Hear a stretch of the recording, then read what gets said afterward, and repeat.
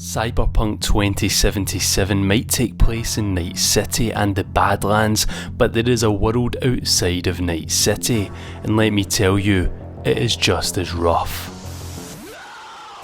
So over on the East Coast, New York is still feeling the effects of a nuclear bomb that was detonated by Colombian drug lords back in 1993. It killed just over 15,000 people. The attack was in response to the US's chemical attacks in Bogota and an ongoing war against Central American drug cartels. New York City was once considered the greatest city on earth in the early 1900s, but nowadays the metropolis is left with crime-ridden streets, with some parts of the city even being completely cut off. These areas are known as lawless zones. The population of the city is sitting around 11 million, but that is ever growing.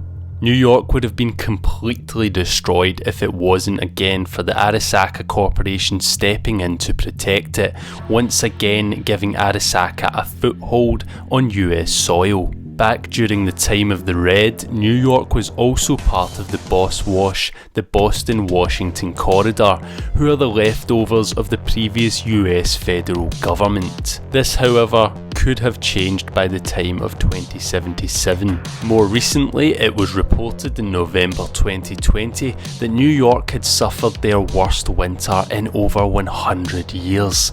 They recorded deaths of up to 180 just directly from the weather, and they expected many more to perish due to the harsh conditions. Many homeless would be lost, and the city seen massive snowfalls. They also got temperatures of up to minus 20 degrees during the night, and laying snow at 3.5 feet that caused major infrastructure stoppages. This weather affected the airports and the street traffic, allowing only vectored thrust crafts to be able to navigate through the city.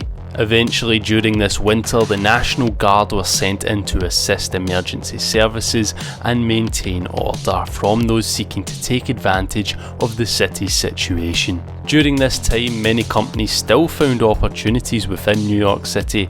The Perkins and Worldwide contractors planned on having several major projects underway by 2020's end and into 2021. So some might say there was hope for New York yet. New York is definitely not the worst place in the cyberpunk US, but it isn't far off. It is a city teetering on the edge that could prosper to new heights or plunge into anarchic depths once more. It will be interesting to see if we find out how New York is getting on either in Cyberpunk 2077 or in other future cyberpunk media.